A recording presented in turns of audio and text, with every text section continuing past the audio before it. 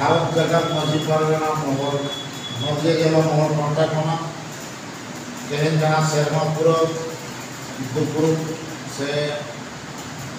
annual general meeting अब भरुआ लेकाते नवा Basantpur primary school रे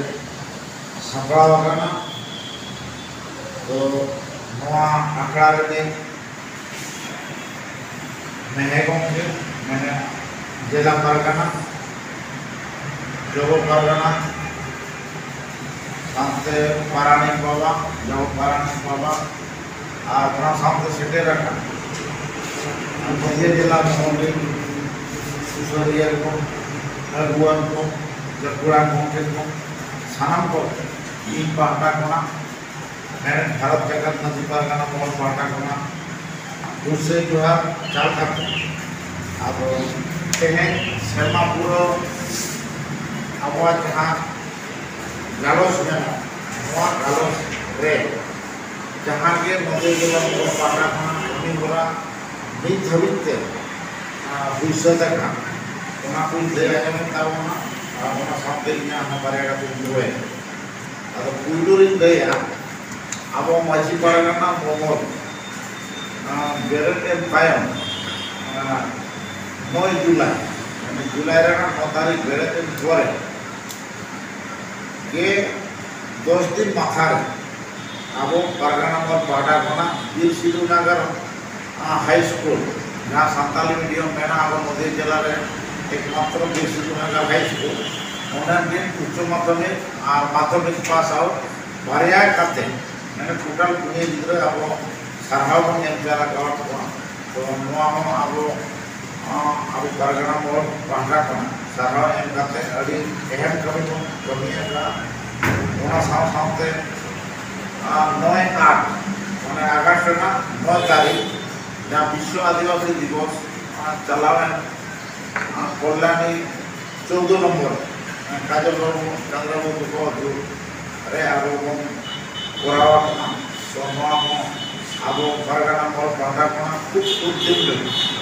मैं उम्र खूब कम कहे मत करे तो तुमका कम बोला सामने ग्राम कोना तयन गोटा बोलना जे कथा अब इलाका रे अब इलाका रे मानवी को शुरू है 3 बड़ो खातिर विधवा भाता बापको भाता नवा को छोटी को जामिया से भाना तो नवा इदी करते साथे एक सर्टिफिकेट ना बोलते को सोल्व ना ओना खातिर थे अब 12/8/2022 को गवर्नमेंट का वीडियो सारा को नामा और अपना रेकेट रमन जहाँ के कहे का ओना को ले ओना लेकाते 8/8/2022 को सेम इशू इदी करते कल्याणी वीडियो तरीके जहाँ तीन अतु में ना ओना टोकारी भोर को लगे ओना बार्धक्य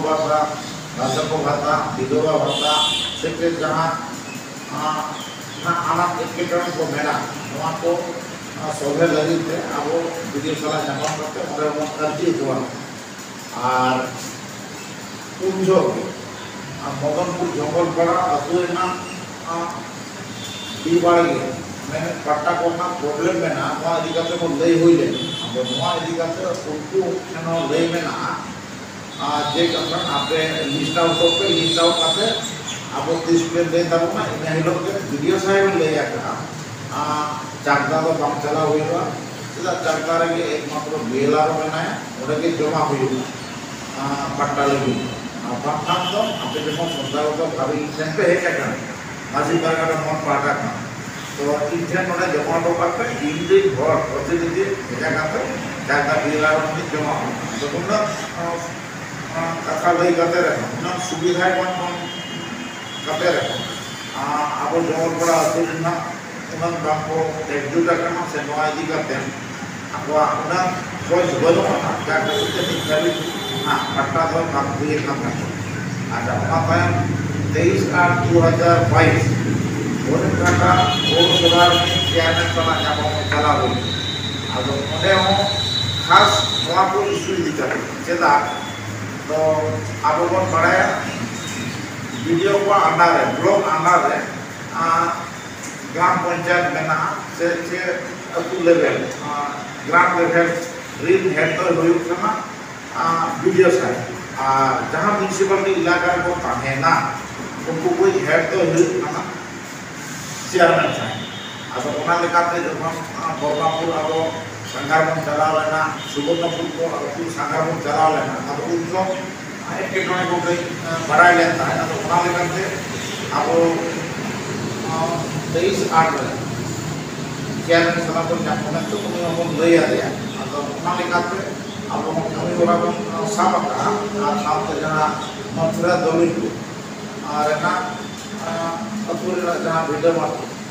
बांग रजिस्ट्रेशन हुए कहाँ से पट्टा बाको जामा होना को इसी करते अब हरिघाटा पुरुष द्वार की चैनल सलाह 2 बार बंद तो जाके तो उनका लगातार के नाम कमी जो हुई का चांदोर के बाप ले जगह सेंड करते अब हानि अथॉरिटी है अथॉरिटी सलाह जापान करते अब रेगे राधा हाके दूध सब्जेक्ट साना जीवन बढ़ाए तो उन्होंने करते सेप्टेम्बर ना 20 तारीख और हरिघाटा पौरसभा चेयरमैन सलाह जापान हुई सेकेंड टाइम चेदा जो बरमापुर अतुरे जहाँ पट्टा इदी प्रॉब्लम मेना 16 जन लेका पट्टा को जामा अब वहाँ इदी करते कि और चला हुई लेता है मेनखान उन जो बढ़ाए ना जे ऑलरेडी चेयरमैन साहब के ना उनकी व्यवस्था है तो ये पट्टा बना करने वाला साहब है अब वहाँ लेते अब और सेंडन तो उनका टाइम 10/11/2022 अब बोलते हैं भारत का कल मझी परगना भगवान मझी तरीके जहाँ भी में मुझे आप और हॉल में ना आपको करता है कि हॉल में ना सनाम हॉल हुआ सनाम चलने दिन हॉल हुआ भले ही लगे वहाँ मझी परगना भगवान अब आपको बढ़ाया नितो मझी परगना महल लेना हो आबेटान जतो बन बारान कर वहाँ तो हुई करना ये प्राइमरी लेवल को ना यूनिवर्सिटी लेवल तक सांताली मीडियम बोल की स्क्रिप्ट है वो पढ़ा कमी हो सुष्टु भावे चलू वहाँ इदिकाते हो किंतु video train SDO train DM train से शिक्षा मंत्री मुख्यमंत्री जो हो ट्रेन थापके थाप लड़ाई अगुई में लड़ाई इदी में अब वहाँ लेकर आप का नदिया जिला एकमात्र कोल्डानी गिरसिटी नगर हाई स्कूल में ना हमें संताली में तो लोग पढ़ा चला अब उनको पास आउट टाइम गिदरे को तब को हाल डाले करना सरदार को पढ़ा लगे से एडमिशन लगे अब वहाँ लेकर अब कोयलो उत्तर नवंबर ना 10 तारीख कोल्डानी यूनिवर्सिटी में वाइस चांसलर सलाह अपॉइंटमेंट हो गए हमें सेंड लेना जाते अंडर ग्रेजुएट लेवल में एवं पोस्ट ग्रेजुएट लेवल में एम पढ़ा वक्त जाते पढ़ा सुजोग सुविधा को वहाँ खातिर अब बुझे चला यहाँ चला अब जाके यहाँ चला तायम दारा अब जमी हरा इदी दे अच्छा वहाँ तायम 27/11/2022 अब बन बढ़ाया अब महामहिम राष्ट्रपति जो संवैधानिक सर्वोच्च कर्ता हुई संवैधानिक सर्वोच्च कर्ता हुई राष्ट्रपति अब तेज राष्ट्रपति 25 जून आज को गदी को दुरुप ले दिया अब गदी जखन को दुरुप ले दिया अब नेलका बढ़ाया भारत वर्ष सानाम टोठार आदिवासी टोठार विशेषकर सानताल महल खूब रस्क तलाते उन्हीं को आतम दाराम के माने ओडा दुरुप आकना अतु टोला को दोनों को इन्हें छड़ेगा का रस्क को जमा को दुनिया का तो जाके उन्हीं महामहिम राष्ट्रपति जखन नरेंद्र अखिल गिरी पश्चिम बांगला में कारामंत्री अखिल गिरी उन्हीं रोडते रोड काम के कथा द्रौपदी मुर्मू तो राष्ट्रपति हुई प्रभु लेखा हेंदे नौका नौका तारा हांका तो नौका रोड से खातिर तेहन अब सानताल महल में आदिवासी टोठा sanam jaya re ona birud re ror tarpor rakam lena ar rakam na jamela koraw le ado ona lega tege abo bharat jagat Maji Pargana Mohol pahta khona chalan 27 November 2022 hilo noa em saman age okil jeli ya pura dohon saute noa idigate bikshob pradorshon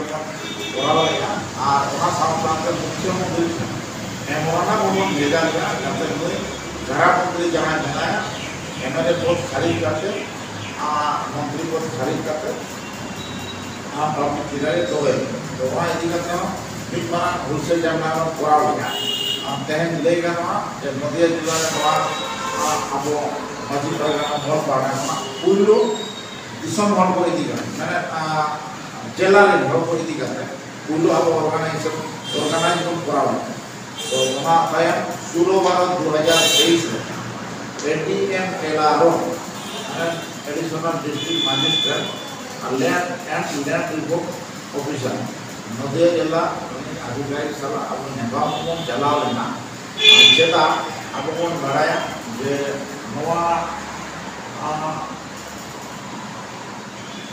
मात्र दौलतपुर अतुल में जहाँ भाषा माटी देना आना technique वाले में ना से भीतर माटी देना जहाँ पट्टा देना इसी करते आपवा प्रॉब्लम का है ना वहाँ दिक्कत है चेयरमैन को ले देता है चेयरमैन ले के इधर हमारा हाथे ना है इटा वो SDLRO बंधन ADM LRO किचन समाधान है तो कौन ले करते ADM LRO के वहाँ दिक्कत है सैंपल है ना साथ में RDI में फेक ST सर्टिफिकेट वो आदिवासी को कोई नाम है जुगड़ गया को वहाँ बिल्कुल जो आप नाली पर चला लेना वहाँ आधार पे then उन्हीं हो मेल करते हैं मैंने ADM LRO साहब मेल करते हैं आपको चिट्ठी भेजा करता है ये सांगे सांग नदिया जिला तरीके के नातिना NGO में नाम को जहाँ को सर्टिफिकेट इश्यू अथॉरिटी के नाम उनको जब तक बनाए तो आपको भी अब है एमन करना तो ADM LRO पार्टा को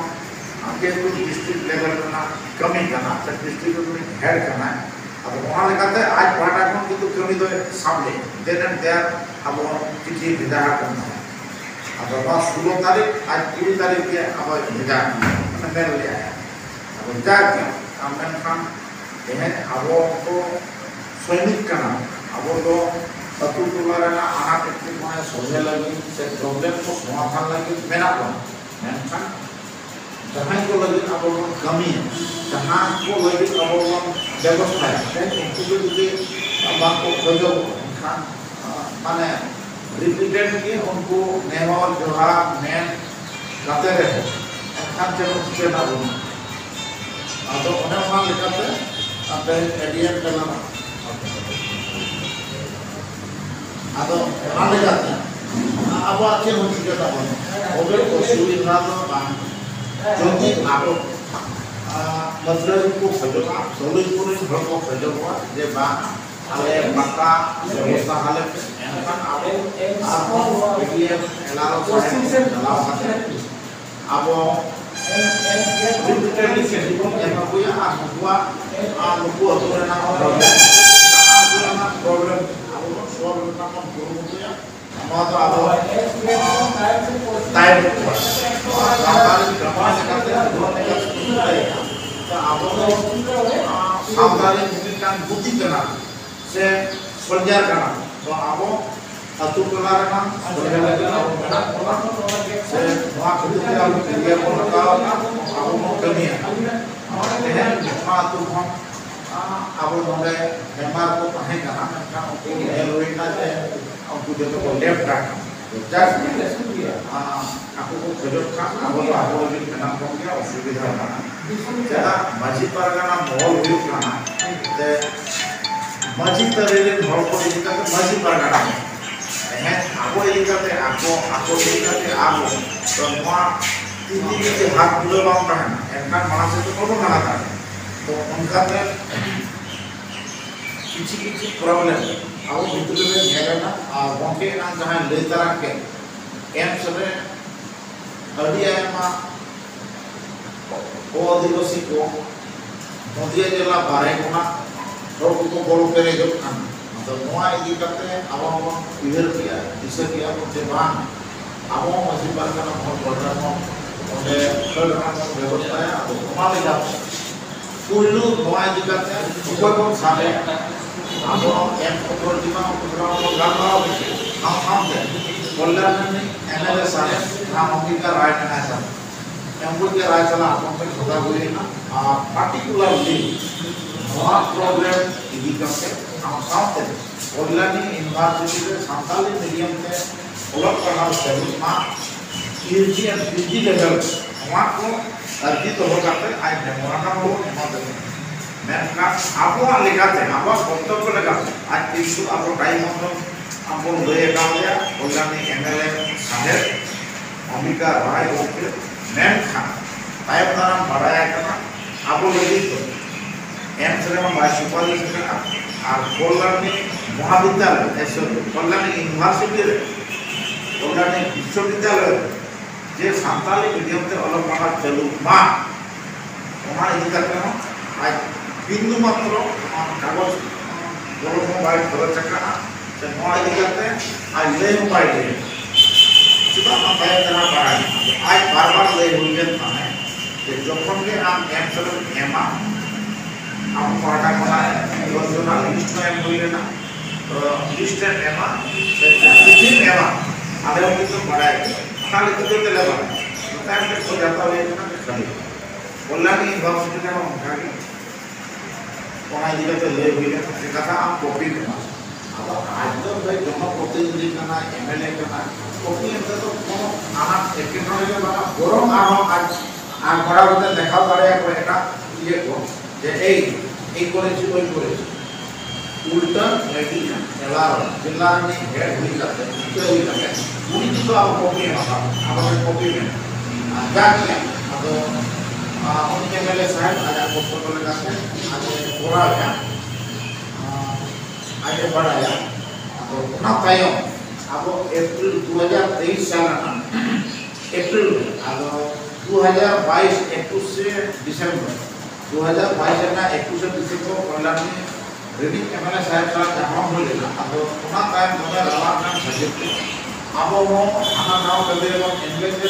सचिव थे अब कमी हो रहा ना बात करने दो बांसा बोले था तो अप्रैल 4 2023 से कल्याणी यूनिवर्सिटी में डीसी साहब चला आप अपन चला हुई ना किनन दिली जेते चिकर के से जे बा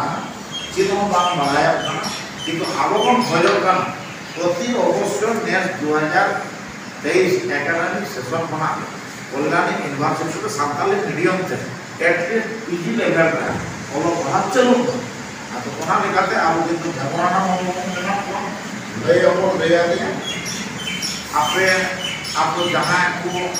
नोआ व्हाट्सएप ग्रुप रे मेना पे बना तेरे पीछे पे नेला करते तहे न्यूज रिपोर्टर लेकाते मोहनपुर में कितना बड़ा बनाया दासो हास्ता अब काजल बाबू बनाया खेरवाला आवा से खेरवाल नहीं है तो खेरवाल नहीं एशियन ट्राइब नहीं बाधा को इन्हीं हो बाबा लेका वीडियो बनाओ का बीच में तो ये जहाँ संता हुई करना से पहले राजेंद्र वहाँ को जो करते ले आए नंबर आपको वहाँ पे नियंत्रण है तब तो जाके तो नॉन नौकरा करता तो आपको जाते स्टूडेंट हुआ हम सुविधा हुई ना जो स्टूडेंट को हम संगीत नाम चला करते वहाँ कल्याणी इलाका में अनेक को पढ़ाओ जाए अपना बड़ा टका जम करते वहाँ यदि हम आपको किसी को जल खाते वहाँ तय 2023 अब विशेष करके साउथ ईस्टर्न रेलवे अब वो नेला था ईस्टर्न रेलवे ना हमारा पुरुलिया इलाका का हाँ तो वहाँ कोई अर्डी आयमा स्टेशन में इंग्लिश ते बांग्ला ते आर प्लस नको मुस्लिम को अकवा हमारा ये देखो और में तो आपको 2023 साल में आबो वर्षे आगो जगना मैंने वर्षे आगो जगना माने आबो चिकी होना आगो जगना ऑलरेडी कर आबो ना लेकाते आबो हम भजन ना हाना झाड़ग्राम कोरे से पुरुलिया इलाका से एटा टोठा जहाँ लेका स्टेशन कोरे जुतुम बोला करा साताली ते और चिकी हड़प अब हम खोजो कना कांचरापाड़ा और कल्याणी स्टेशन पे जाते और चिकी साताली ते ओलाबोमा तो नोआ इदी करते डीआरएम साहब थे अर्जी दो हुए तो जाग कना नोआ इदी करते हैं खूब एक सुधार हो बांधा ना कना अब उन्हें वहाँ अपने ढोका होते आप ढोका से हुआ नंबर बड़ा हुआ और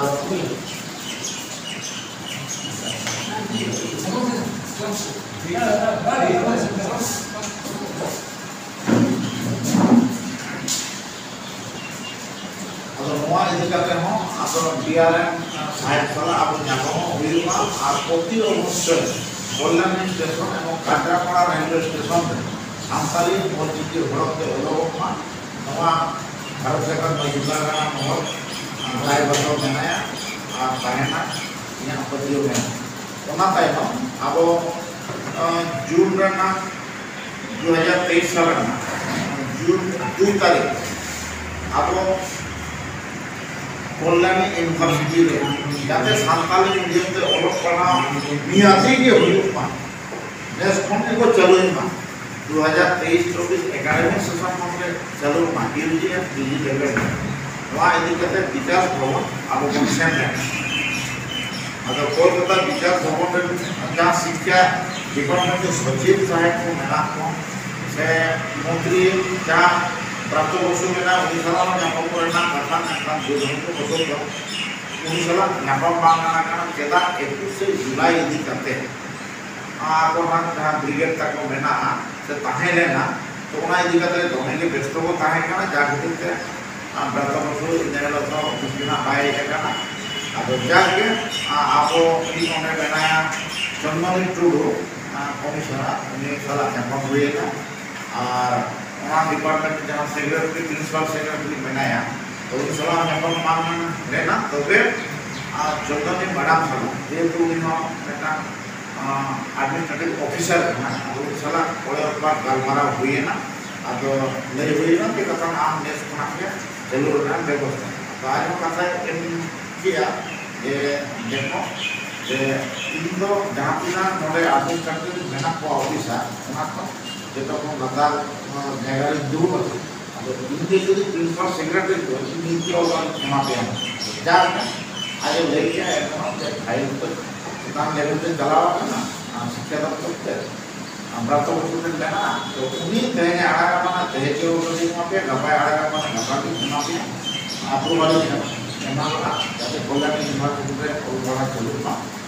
अब बहुत कथा है अंडर ग्रेजुएट लेवल है कॉलेज कांचरापाड़ा कॉलेज होइमेटा कॉलेज जागदा कॉलेज आनवा कल्याणी महाविद्यालय पर आपना ओलो पढ़ा खोजो कर सानताली मीडियम अब नोआ लगी तो क्राइटेरिया में अब बहुत बड़ा काम ना अब अब सेटा तो बड़ा हो गया अब नियम कानून जहां को मेना का उना को जो अब एमा कोना अब का आते जी हुआ अब उना खातिर ना अब हो नोआ केंद्र के निपात जानो बिजली खाने खाली पूजा बोल ना अब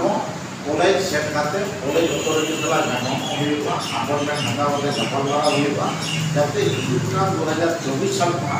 पीजी लेवल में कॉलेज लेवल पे सानताली मीडियम से अलग पढ़ा चलू का नोआ जीवन डेवलप का उनको हम जेतो से को खोजो जेदा ओना कॉलेज प्रिंसिपल आज सलाह के खोजो जाते ये सानताल गिदरा सुजोग को जामा से सानताल मीडियम से अलग पढ़ा वाले ना सुजोग सुविधा का जाम तो आज मैं खोजो तो उन्हें ना खरीदते अब गिदरा पारा ना तो वे बाय दे तो ना वो बड़ा आपको लड़की के बाबा है हम गुरु तो हम को बाबा नाम चला दिबु का कला जरूर मतलब जान ओमा लेगा अब सरकार ले अब हम शुरू करते हम ले जाए ऐसे थोड़ा डेटा करते हम ले जाए हम लोग ये सब करवाया है जैसे आलिया नेतृत्व के संग मानसी परगना मोहल्ला दौलत से कहें कल्याणी यूनिवर्सिटी में पीजी लेवल में सानताली मीडियम से ओलो पढ़ा चला से जन में जहां कल्याणी महाविद्यालय कांचरापाड़ा कॉलेज से बरिघाटा कॉलेज जहाँ को सांताल बेस्ट का वहाँ कॉलेज को चालू लेकर अब दूसरा तो ले जाए हाँ ये माझी पारगाना महल का दौलत में हुआ है वहाँ अब अडिमार इतिहास का है अब वहाँ लेकर वहाँ लेकर अब मेघुला हुई का चाहने का अब ग्रासरूट लेवल के सांताल को लगे अब घर को लगे अब कभी बड़ा छुटो का उनका के वहाँ को ज्ञान दिया कोना साथ अब मन बढ़ाया जे अभी आयमा फेक एचटी अभी आयमा फेक वो आदिवासी उनको आदिवासी करना साथ अब मन ज्ञान जे क्षत्रिय पूर्वी महत्व उनको को निपक्ष क्षत्रिय को ले होता है और वहाँ साथ उनको को निजेते हाई फाई को कनेक्ट है वहाँ खतीते आपवा आकोरे बंगा बुरु को जहाँ तिना जय घोड़ा को ले रहे हैं दुर्गा पूजा काली पूजा को मनाओ अब हैं उसको बंगा घोड़ा तो वहाँ को मनाओ अब वहाँ लेकर तो उनको क्षत्रिय निजेते को नहीं कोई था माजे मुझे प्रोग्राम निकल तो वहाँ पे जो हल्दी करते एसटी सना है अब ऑफिस कैटेगरी रहता है कहते रहे निकल सीधे का जाम सना है अब चेता अब वहाँ खरीदते वहाँ विरुद्ध जाके द्वारा खरीदते अब चलान 8 जून 2023 को 34 नंबर जातीय सड़क वहाँ कल्याण मोड़ रहे हैं united forum of all Adivasi organisation पाटा होना डाके थे तो तेरे अब वहाँ नदियारे में उस लोगों को फोरम के बाद में है ना अब मसीह पारगना मोहला दौलत थे जदि कॉन्ग्रेसी एक संस्था को व्यवहार करता है तो ऑफिशियली तो हैं अब अधु मासी को चिठी करते क्लाब गंगा चिठी करते नौकाते हड़पन जावा लेते प्राय 3000 लेना हो जावा करते नोडे आधा घंटा लगे परमिशन थाना पाला को नाम लिया खाना 2 घंटा जिता आटो इधर बांग्ला में पढ़ा लिया सबसे गरीब मोटर निकल आटो ले जा तो वहाँ अब अटीमाना सक्सेस रेट एक आधा घंटा जाकर 2 घंटा जिताने में होगा का विशाल तरह अचीवमेंट जहाँ दिल में अब मछली परगना में बहुत ठीक करते हैं जबुलिया थाना बरिघाटा थाना को तुरंत दर्ज वहाँ खातिर तो लिए देखा अब कोलकाता राजनिवास मंदिर में घुसे तहन वहाँ लहार को फोन लेगा वहाँ लहार जहाँ दिन के आना टिकट दिए अब को दर चला वहाँ खातिर ठीक करते हैं उनको चिन्हों के फोन माझी पारगाना बोले महल बोले एक आदिवासी खूब मजबूत संगठन ठीक कथा टिकट जाके अब टिकट दाड़ा उड़ूक Bangla success in all respect Bangla दम इन पूरा खुशी बांग्ला सक्सेस तो अब 25 जुलाई 2023 चारटा इलाका चारटा थाना अंडर चारटा ब्लॉक अंडर बेलगोरिया जहाँ मौजा में मौजा अंडर भेटो पड़ा में तो उन्हें जबरदस्त को आदिवासी को किसी बंगाली को मेसा करते अब सान्ताड़ को बबन मुर्मुआ जगह को दखल अब जाते अब को दखल वहाँ इदी करते ग्रासरूट लेवल में जहाँ पंचायत प्रधान को तहन उपप्रधान को तहन वहाँ इदी करते धोखा धोखा कपड़ मारा हुई है अब उनको अलगाते हो एमा का जे कथा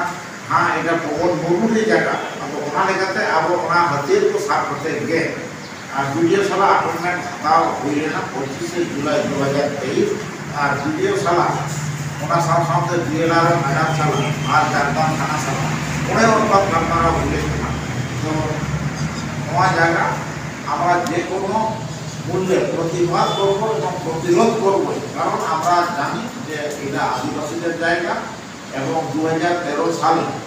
মমতা দেবীর যে প্রকল্প আছে যে নিজের ভূমি নিজের ভূমি एनडीएमसी स्कीम में 2013 साल में पट्टा नाम करते हो किंतु वहाँ जगह प्रोटोकॉल अब नवा इदी करते हम लोग 25 जुलाई एक उनको जो तक बढ़ाया गया Apakah kopi SDO, SDLR, DM, ADM LR, मुख्यमंत्री, नेट मिनिस्टर, तो नौकरा जो तो बड़ा ही जोड़ा हुआ, आलो इंतेरे होना, इतो नबी उन्हें जगह तो उनका भी नहीं ना, अच्छा उन्हें कायम, 27 जुलाई, आपो ताले, उदू खातिर ते, साम ते यूसीसी बिल, अब भारत देश में को लागू खातिर ते, उन्हें विरोध रे, अब भारत के का मजीद पाना माहौल पाना खाना अतु आराम चिट्ठी का है अब क्लास भरता मजीद मजीद जो तो चिट्ठियां को साथ प्रचार को करोगे ना ये नवा यूनिक सिविल कोड से एक देश के कानून जो काला कानून हम लोग जानते हैं तो वहाँ विरोध है अब सनाम को सनलाइट है प्रतिबाद खातिर थे अब एजुकेशन मार्क रेपुटेशन को एम लेगा तो उन्हें वो अड़ी आयमा हो को जारा लेना तो ना तो अब तारे को उड़ू तारे आने बजट करना मोहला तरीके सरीके और मेहनत हुआ से बाना से नौ को किया करना से बाना तो नौ में काम पूरी कर अब ये लेना उन जो अड़ी संगे मैंने 12 लोग 12 की गाड़ी चला लेना यहाँ पर लोरी 407 छोटो हाथी मैक्सी नौका ना गली होते को चला लेना 12 की गली आते तो अब उन्हें वो सक्सेस है ना तो उन्हें विरोध रे अब law minister prime minister of India and president of India तो को पेरोल है तो प्रचार जाने मैंने एसडीओ माध्यम से डीएम माध्यम से आज राष्ट्र सचिव से भेजा के और एक ना टॉप पर चैनल जहाँ उनका चला तो सोडा वाला कौन सक्सेस है तो पहले तो नवी दिल्ली से भी लागू या कुछ लागू या तो वो आज दिल्ली तक करना चाहिए तो मैंने उन्हें पाया 5 सितंबर मैं सितंबर ना 5 तारीख अब उन्हें जागता भेंटो पड़ा है भाषा जाते पवन मुर्मू के नाम my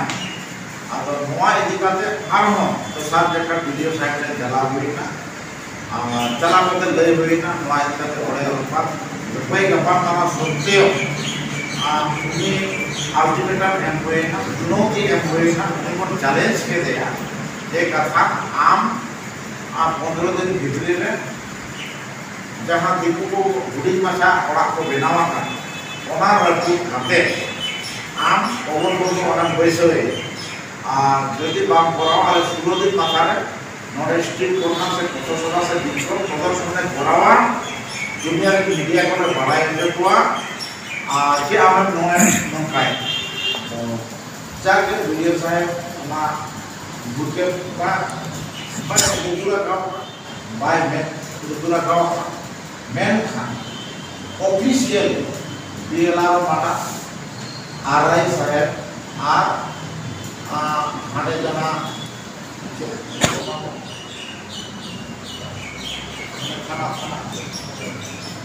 ada jaga sana Rasulullah sana kona amri pulis ko chala to unka kata amne maaf ko chala maaf करते चला करते रहो नीत कभी किंतु जगह बाको एंगुला का से तो ना जगह बाको खरी चला अब वहां रजते आवा लड़ाई तो टोके में ना किया आपने चुनौती जहाँ एम्बुलेंस 15 दिन मकारे जो बाम कराया 16 दिन मकारे आले नोडे स्ट्रीट कोना में करावा से बिल्कुल प्रदर्शन में करावा वहाँ लेकर अब 22 सितंबर 2023 दिनों जागता वीडियो हमारे हमारे फोटो समारोह करावा का 50-60 कम हो दिखाते आज हमारा फोटो समारोह सक्सेस लेगा नहीं लो अब माइक tema प्रचार वाला पे माइक tema जहाँ अब स्पीड बोले मगर स्पीड तरह से चैलेंज एम हुए का क्या हमारा साउंड वीडियो बाय बनेगा जेट वीडियो पुलिस का ले हुए का कि करना माना माना एक हुए का ना धने वाले है तो हम अल्टीमेटम में वो काम करना वीडियो साइड ले तो आम तो बात ले आले ले तो होता है आमले ले तो आप करना जे कथा आले 15 दिन भीतर में ना जगह व्यवस्था वाले पे यदि बस व्यवस्था है आले 16 दिन बता जहाँ समस्या वाला अलग निजे कथा अपना निजे हाथे नेबें लय कथा अवश्य अपना नेब अपना बाध्य যদি এটা আপনার জায়গা হতো আপনি কি ছেড়ে কথা বলতেন না আপনিও খুব শব্দ বলছেন আপনি ওনার লাগতেন ঠিক আছে আমি বিদেশ আলোচনা আলোচনায় যদি তেহেন কাপা ভিতরে খুব আগে আর যদি বাম মিলুকা বাম হেমায়া খবর মর্ম আপনি ইনে লোকা চুনৌতি দেখাতে ইনে লোকা চ্যালেঞ্জিং দেখা দিলাতে দুটা 8 তারিখ মানে উত্তরটা হইল আবো किसी को ना कहीं उतरा हुए का जब तो मजी को जिंदर हुए का जब तो बाप को भराए का हुए का ना ये एक का 8 तारीख रविवार है तो अब हमारे जगह रे हुई में जहां बाप को बनाओ का अब भगुदा ईश्वर को यदि का में बाप भगुदा भगुद का के माने आपको कहां है ऊपर है थोड़ा बनाओ करना पूर्ण अब दोनों का का हुए का ना और कोना साफ साफ से इज्जत रे যে আপনি খুব গুলো জামানে আপনি চলা 30 সেপ্টেম্বর 2023 শুক্রবার যে কলকাতা রানিং রাজধানী রোড বিনা হলো united forum for Adivasi organisation পান্ডা কোন 45টি গণসমর্থন মেশাগাত মাঝি পারগানা মহলা এই সুদূরতে 45টি গণসমর্থন মেশাগাতে জিতমান হুসে জামায় से रागामा जामला सापड़ा लेना अब वहाँ रागामा जामला ले आने पूरा रिकॉर्ड ब्रेक कौन को बेदारी लेना अब मारा जहाँ जमायत हुए करना राजनीतिक मंडल चेतान को वहाँ कोना नहीं देखा मिशिल से हुसै जामला से रागामा जामला तो अल्टी उस तरह को जावा लेना लाख चिताने को जावा लेना अब चार के जहाँ को जलाला नेत्र को जना का बढ़ाया हुआ का वाले नौ जहाँ यूसीसी बिल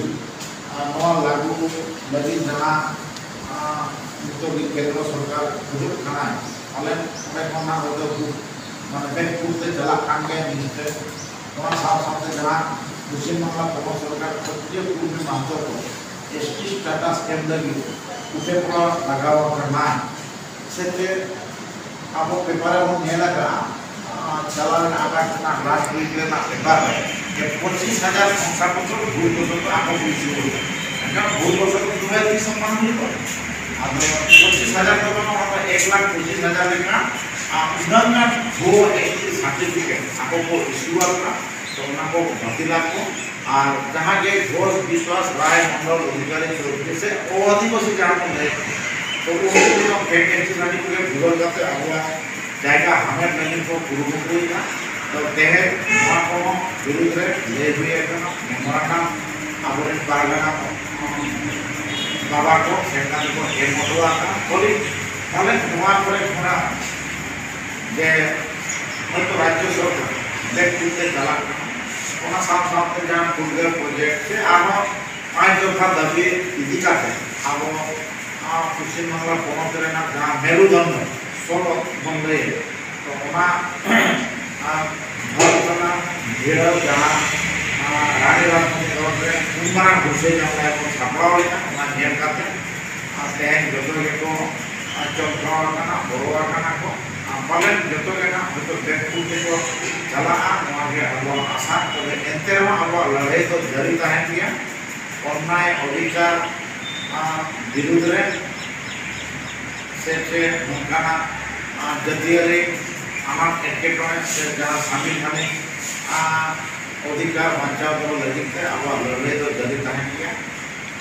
उना लगित है अब मुंशी परगना मोहल्ले जहाँ तीना लड़ाई से कमियां मेरा कोना से जहाँ तीना सावताली बुद्धि मेरा कोना से अब मिल जाता है जे सरकार भूमिका मेरा कोना